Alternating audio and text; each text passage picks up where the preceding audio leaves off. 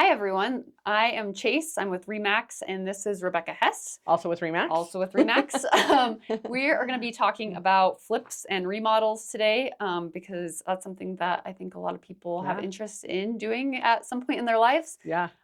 But before we get started on that, Rebecca's going to give us a market update. Quick market update, because I like to look at this, and we do this every week, try and get a market update. So I looked just barely on our MLS. Currently, right now in Cheyenne, we have 257 homes on market, and we have 253 homes pending. Wow. So we are like almost exactly even right there, right? That's awesome. So our homes on market came down just a tiny bit this week, and our pendings also came down just a tiny bit this week, but we're very even. So it's a very good, healthy market right now. Again, a good time to sell or buy a house. It's pretty even. So I think going into, further into spring and into summer, I think we may see those on market. I don't know, maybe we'll start to see it shift again where more pendings come on versus what we're seeing on market. I'm actually a little surprised that we're not seeing more houses come on market at this time of year. This is usually the big push.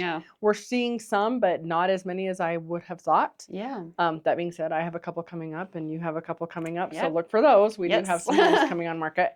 I did look again at interest rates, and our interest rates are sitting almost exactly where they were sitting a week ago. So I think maybe on a daily basis they tick up, tick down, tick up, tick down, but they're pretty much exactly where they were. So a 30-year conventional loan, you're sitting at about 6.37% today. VA again and FHA are running just a little bit higher than that, which is interesting to me. I'd like to talk to a lender, and because you always hear that VA and FHA are always lower than a conventional, but when I just looked barely, it's just a little bit higher. Wow. Isn't that interesting? Yeah, that is interesting. Yeah, so maybe a lender out there could answer those questions obviously better than I could, but interesting on that. So that's kind of our current market. Healthy market, again, great time to buy, great time to sell. We'll see what happens over the next couple weeks, but that's where we're at on the current market. Awesome. So that's exciting. Yeah. Thanks for that information. So we wanted to talk about flips today, and we kind of talked about this because you're in the middle of remodeling a house. We've done some remodels on a house. I work with some clients that are flippers. So we thought this would be a great topic to jump into. So why don't you start it? Tell us what you got. So I guess first thing, flips versus remodels, are they is that word interchangeable? Yeah, good question. Or like, what do each of those mean? Yeah, I think with HGTV, right, when we have those shows, those flippers and the Property Brothers and all that. So for me, a flip is somebody who's going to buy a property, go in and change it, redo it, whatever they do, and then put it right back on market as soon as they can, whatever their timeline is. That's what a flip is to me. Yeah, and maybe like, to me also, like maybe changing like layout. We're like knocking down walls, so we're gonna have like drywall needing to be redone, all of that. Just changing the layout in general. Whereas with remodels, I think of it a little more of like updating, and maybe not completely taking out walls, but just like maybe updating your 1990s to a 2026 flooring, cabinets. I don't know. That's my thought. But yeah, I think so too. We personally have never flipped a home. But we have completely remodeled a home. So we've done it a couple times, right? So we have 2 homes downtown that we bought. I have one that we bought 5 years ago, one that we bought 6 years ago, and they happen to be right across the street from each other, which is really awesome. Yeah, that's great. And we have taken it down to bare bones on in some areas of the houses. Yeah. So we've done a complete flip, but we didn't sell it. We held on to them. We hold them as rentals. I have partners that I work with, my husband and some partners, and I've kind of pushed maybe we should sell it because the equity has grown quite a bit in theirs, and I know what they're worth. So, but they don't want to do that, and I obviously been outvoted by my partners, and I keep them as rentals, which is fine because they do really well as rentals too. But yeah, so the one you're doing now, so we are remodeling, but like I was talking about knocking down walls and stuff. It's come kind of close to that. I think it ended up being a little more than we had originally expected. So did you guys buy the house knowing you were going to be remodeling the house? Yes. Yeah, we definitely knew that it was going to need a lot of work, but we plan to live in it for a while and then maybe eventually rent it out. So we're not just like flipping it to sell. So you're not just getting it done as fast as you can, then putting it back on the market. This is going to be home for you guys for a while. Yeah. So that makes it a little difficult when remodeling because there's like so much that I want to do, thinking of myself living in it. But then I have to remember this is going to eventually be a rental. It's not my forever home. So like I don't need to be adding accent walls and stuff. So like it just is exciting and you want to do that. So always keeping in mind resell with what you're doing, because if you make it too specific to you, It may be a little bit harder to sell down the road, or you're gonna have to repaint again, or you're gonna have to redo something again, You're right? going back and having to change it anyways. So even though it's not going on the market, say in a year or 2 years or 3 years, you're always in the back of your mind thinking about what's it gonna look like when I go to sell this house. Right. Yeah. Exactly. Yeah. So we did that on our current home. I would probably say the last 10 years that's been our mindset, because we knew eventually we would be selling our house. So everything we've done, we've kept in mind, is this going to be marketable or not? Yeah, is this something everyone's Yeah. going to want done, or just something that I'm thinking Yeah, would exactly. be cool? Yeah, Exactly. Because you never know what people are going to want. We were just talking about paint a little while ago, and sometimes people pick some crazy colors, and it's something that they like and are excited about, and then it comes time to sell, and it's like, not everybody feels the same way. Yeah, exactly. Right? Depending on your personal taste. So that's kind of a good, I guess, segue into flippers, right? So I think when we walk into homes, we tour a lot of homes, we see a lot of homes, and I would guess you can almost walk in and identify a flip house immediately. Don't you feel the same way? Yeah. Yeah, for sure. Yeah. And I would say, what makes it a flip home? I think sometimes the colors they use, or the products, the finishes they use, they're all pretty standard and pretty general and pretty neutral. Right. Yes. Right. Sterile, I guess. That's a horrible word to say. Flippers may not like that, but I kind of think that's maybe how I feel when I walk into a home. Right. Yeah. Very neutral, very sterile. You can tell that somebody's come in and just remodeled, right? Or redone it. Yes. In the hopes to get it sold quickly. Yes. Right? Mm-hmm. So, yeah, with flips, I don't know. What are your thoughts on it? I mean, you've flipped, so you probably have a different feeling, but have you noticed with clients or anyone going to look at houses, buyers, where they walk in and they see it's a flip and they have like negative feelings towards it? Have you recognized that at all? Yeah. And I will say we do have some people in town who do a great job with their flips, but then we have some people in town, you're like, oh, we know who did this one, right? Right. Because you can tell just the quality of work when you walk in. And I know these flippers, a lot of them are really good at what they do, and they can get in and get a house done in 60 days, right? Which is pretty incredible. My worry about that is how much thought process goes into what they're doing versus, you know what I mean? Yes. Are we really making this functional for a future family, or are we just making it pretty? Yes. Right? And I think there's a big difference in that. And so when we did R2, we had the intention to keep them and hold them as rentals. Obviously, at some point, sell them, but we really wanted to focus on functionality. So one of the ones we did downtown, we took it and it was a 2-bedroom, 1-bath, and we had enough space in it. We were able to reconfigure and make it a 3-bedroom, 2-bath. Which was awesome. So we knew on resale that would be a big deal. But not only that, but on a rental, having that extra bedroom and bathroom is a very big deal. We were able to get more money for our income, more rental income on that. And it just works better for more people coming into the rental market. Yeah. So that was good. The other one we had, it's a 2-bedroom, 1-bath. There is no additional space. It's very tiny, like 700 square feet, right? I think it's less than 700 square feet. But what we did do, we had functionality wise, we were able to kind of reconfigure in a very creative way, mind you, a new laundry area that sits over top of our stairs that go into our basement, which is really interesting, but our basement's not usable. It's only there for our furnace and our water heater. And so nobody goes down in this little tiny space in the basement.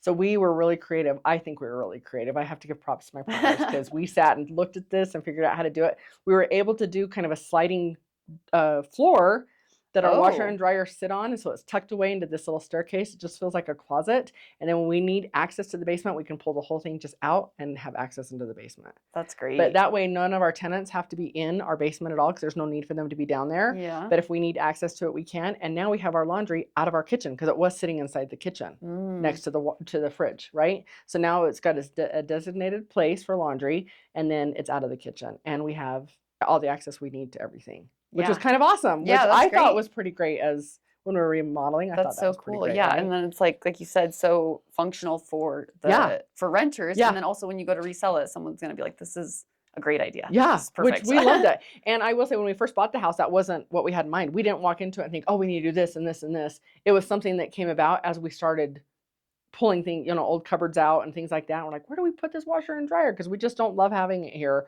And that became that creativity came out of just talking about it and kind of throwing around ideas. And that's what we came up with. Yeah. Which was awesome.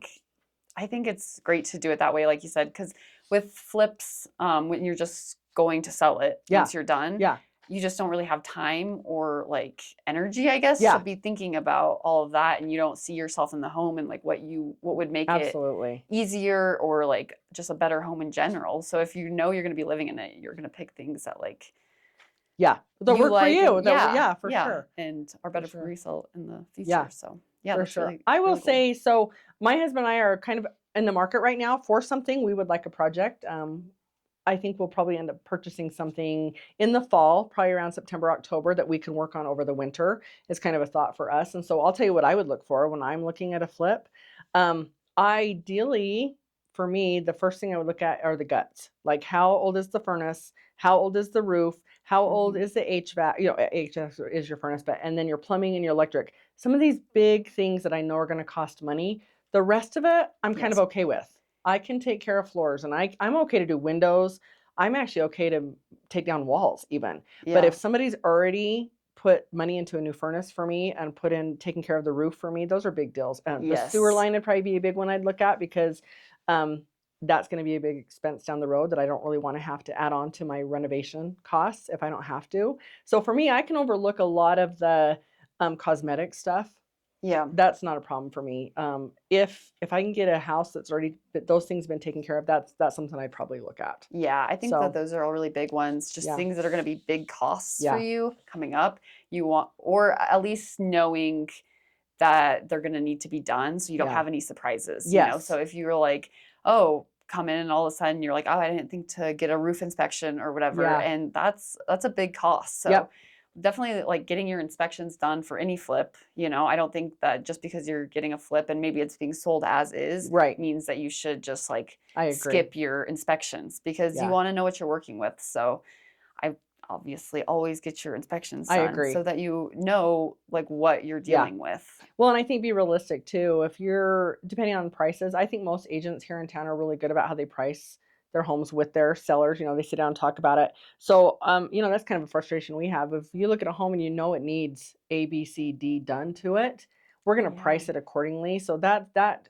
from a selling agent standpoint can be a little frustrating when somebody comes in and wants to throw in an offer that's $100,000 less because A, B, C, D need to be done. We've already considered that when we did our pricing, right? Yeah. And so I will say that is from a selling agent or listing agent standpoint, that is one thing we do see. We get offers from flips all the time that most of my sellers won't even consider because they're so low, right? And we've already considered those things when taking into account how we price a home.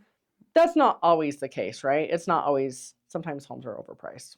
It is what it is. Yeah. But something I think, as long as you can either get some of the work done prior to, or at least make sure that's in your budget to be done down the road, I think there's ways to make the money work on most houses. Yeah, for a flip. Yes, absolutely. Yeah, I agree.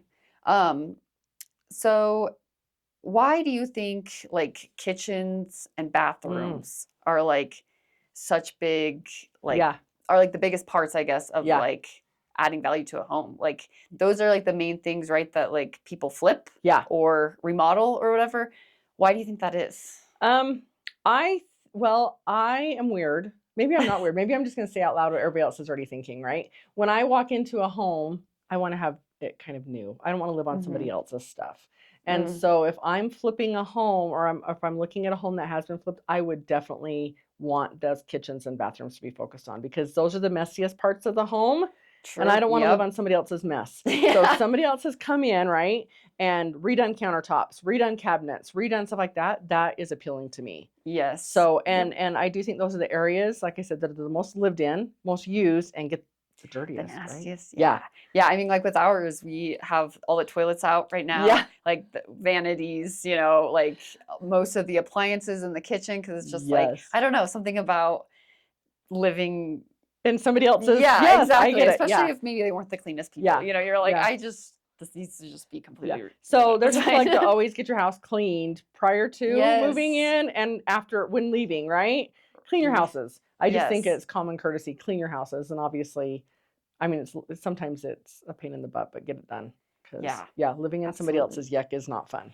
Yeah, and it's even like when you first walk into a home, it's like if you're going, you know, you have your house on the market, you get people coming in taking a look, and it's just a mess. Like that's going to be such a turnoff, even though everyone knows that you can clean a house. It's just like, I don't know, not a good first look. So having the kitchen new, that like when you walk in, you're like, oh, nice new kitchen. What a great visual for somebody walking in, and they can picture themselves. This is my kitchen. It's not anybody else's, which is awesome. Yeah. So, and I do think kitchens and bathrooms, I think cost wise are probably some of the most expensive things you can do on a house, right?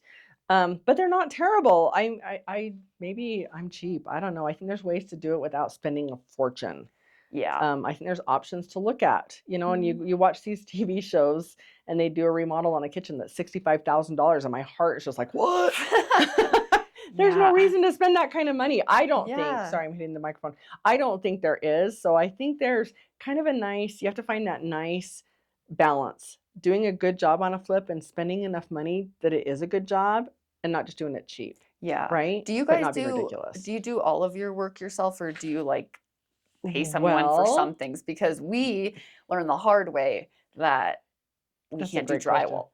That's and like that's something, I don't know, like some things that you're just gonna maybe that was like a surprise expense for us, right? Because we were like, oh, Zach was gonna go we can try do it. And do it. And then we were like, oh, that's not gonna happen. And then now we have this surprise expense that we thought we were gonna be able to do ourselves. But some things are just worth paying for. But anyways, So that's a great question. So I will say our goal as remodelers, our little group that does this, is to be able to afford to pay someone else more the next time around. So like our first one we did pretty much all the work. We did pay for a new HVAC. So we had a new furnace put in, new ductwork run. We did pay for the electrician to come in and do that, because those were two things that were kind of non-negotiable for us, right? Yeah. We wanted to make sure those were done right. Plumbing, we were able to do most of it ourselves. Nice. That's which awesome. was good. Yeah. And then drywall, we did everything. We did all the drywall ourselves. We did all the tiling ourselves. And then on the second flip, we handed some of that stuff over. Right. We're like, we can pay a plumber for this one, which was awesome. Except for a fun story is the plumber on the house, one of the houses we had, the access to the plumbing was right underneath the house.